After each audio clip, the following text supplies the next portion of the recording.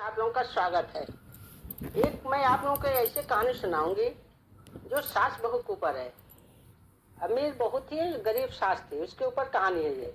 सुनिए। सोहन अपनी माँ गायत्री के साथ एक गांव में रहता था। सोहन के पिता का देहांत हो चुका था। गायत्री गांव के घरों में काम करने जाती थी, उसी से दोनों की गुजर बसर होती थी। एक दिन सोहन ने अपनी माँ से कहा, माँ तुम इतनी मेहनत करती हो, मुझे बिल्कुल अच्छा नहीं लगता। मैं अपनी पढ़ाई छोड़कर कुछ काम कर लेता हूँ। यह सुनकर गायत्री बोली। उसने कहा, बेटा कुछ दिन की बात है, तू पढ़ लेकर अच्छी नौकरी करने लगेगा तो मुझे काम करने की जरूरत नहीं पड़ेगी। फिर मैं तो शादी कर दूंगी। बहू के आने पर मुझे आराम ही आराम है। तू अपनी पढ़ाई पर ध्यान दे। सोहन माँ को बहुत समझाता है, लेकिन गायत्री उसकी बात नहीं मानती। उसे उम्मीद थी कि सोहन पढ़ लिख कर बड़ा आदमी बन जाएगा। इसी तरह कुछ साल बीत गए। सोहन की पढ़ाई पूरी हो गई, उसे नौकरी भी मिल गई। एक दिन सोहन घर आया और उसने अपनी माँ से कहा, माँ अब मैं तुम्हें काम पर जाने की कोई जरूरत नहीं है। मेरी बहुत अच्छी नौकरी लग गई है, अब तुम आराम करो। गायत्री उसकी बात मानकर काम छोड़ देती है। कुछ दिन बाद सोहन सोहन के लिए एक बड़े घर से रिश्ता आता है। गायत्री खुश हुई। उसने खुशी खुशी सोहन का विवाह कर दिया। अपनी नई बहू शिखा के साथ गायत्री खुश हुई। वो अपनी बहू को कोई काम नहीं करने देते थी, सारा काम स्वयं करती थी। शिखा सारा दिन बैठी रहती थी। एक दिन सोहन ने अपनी माँ से कहा, माँ तुम शिखा से भी कुछ काम करवाया करो, इस उम्र में तुम काम करती हो और शिखा बैठी रहती है। यह सुनकर शिखा ने कहा, मैं तो माँ जैसे कई बार कहा है काम करने के लिए, लेकिन ये सब अपने आप करना चाहती हैं। सोहन के कहने पर शिखा अगले दिन से गायत्री के साथ घर के काम करने लगी। कुछ दिन बाद गायत्री की तबीयत खराब रहने लगी। अब सारा काम शिखा को करना पड़ता था।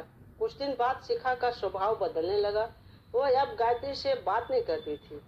एक दिन गायत्री ने पूछा, बहू क्या बात है, तू मेरे से बात नहीं करती? तब शिखा ने कहा, आपको पता है मैं कितने बड़े घर से आई हूँ और कितनी पढ़ी लिखी हूँ। तुम लोगों ने मुझे नौकरानी बना दिया। ये सुनकर गायत्री ने कहा, बहू कुछ दिन की बात है, मैं ठीक हो जाऊंगी, उसके बाद मैं सारा काम कर लूंगी, लेकिन अभी तो मैं बिस्तर छोड़ नहीं पा रही हूँ। तब शिखा बोली, हाँ हाँ ये सब बहाने मैं खूब समझती हूँ। मैंने काम करना शुरू किया तो आपने सारा काम मेरे ऊपर डाल दिया। ये कहकर शिखा अपने कमरे में चली गई। उस दिन उसने खाना भी नहीं बनाया। शाम को जब सोहन घर आया तब शिखा ने कहा, सुनो जी, मैं इतना काम नहीं कर सकती, इसलिए मैं अपने पिता के घर जा रही हूँ। तुम्हें अपनी माँ की सेवा करनी हो तो करो, मुझसे ये सब नहीं होगा। यह सुनकर सोहन गुस्से से बोला, मैंने शादी अपनी माँ के आराम के लिए की थी। अगर तुम घर का काम नहीं करोगी तो माँ बीमारी में कैसे काम करेगी? यह सुनकर शिखा गुस्से में अपने घर जाने के लिए चल दी। तभी गायत्री ने उसे रोका और कहा, बहू इस घर को छोड़कर मत जाओ, मैं सारा काम कर लूंगी। शिखा फिर भी नहीं मानती है और अपने पिता के घर चली जाती है। उसके जाने के बाद गायत्री रोती रहती है। सोहन कहता है, माँ तुम क्यों रो रही हो? उसका गुस्सा कम होगा तो वो आ जाएगी। ये सुनकर गायत्री कहती है, बेटा तू अभी उसे लेकर आ और जब तक वह नहीं आए तू उसके साथ रहना। सोहन कहता है, माँ मैं तुम्हें इस हाल में छोड़कर से कैसे जा सकता हूँ? लेकिन सोहन कहता है, मुझे कैसे जा सकता हूँ? लेकिन सोहन कहता है, तुझे मेरी कसम नहीं, मैं तो अन्न जल त्याग दूंगी और मर जाऊंगी। गायत्री की जिद के आगे सोहन हार जाता है और शिखा को लेने उसके घर पहुंच जाता है। वह शिखा को बहुत मनाता है, लेकिन वह नहीं मानती। शिखा उससे कहती है, हम अलग घर लेकर रहते हैं, तुम अपनी माँ को हर महीने कुछ पैसे भेज देना। सोहन बेमन से उसकी बात मान लेता है और उसके साथ अलग मकान में रहने लगता है। उधर गायत्री अकेली रह जाती है। वो अकेले में बैठी बैठे अपने सोहन को याद करते रोती रहती थी। एक दिन गायत्री के घर पर कोई दरवाजा खटखटाता है। गायत्री दरवाजा खोलती है तो देखती है सामने शिखा का भाई मुकेश पत्नी के साथ खड़ा था। वो दोनों अंदर आकर गायत्री से पूछते हैं, माँ जी दीदी कहाँ है? गायत्री उसे सारी बात बता देती है। ये सुनकर मुकेश बोला, माँ जी मैं सोच भी नहीं सकता था मेरी बहन ऐसा करेगी। मैं तो अपने पति के साथ शहर में रहता हूँ, आज दीदी से मिलने का मन हुआ तो यहाँ चला आया, और इतनी बड़ी बात मेरे माता पिता ने भी मुझे नहीं बताई। यह कहकर वह चला गया जाता है। कुछ दिन बाद शिखा अपने पिता घर जाती है। वहाँ उसे मुकेश और उसकी पत्नी मिलते हैं। शिखा अपने भाई भाभी को देखकर बहुत खुश होती है। वो कहते हैं, भैया आप कब आए, मुझसे मिलने क्यों नहीं आए, और माँ पिताजी कहाँ हैं?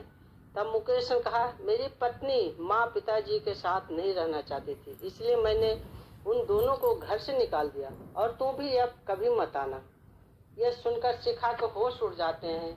वो रोने लगती है और कहती है, भैया आप मुझे इतना प्यार करते थे, अब कैसी बातें कर रहे हो, और इस उम्र में माँ पिताजी कहाँ जाएंगे, आप उनके साथ ऐसा कैसे कर सकते हैं?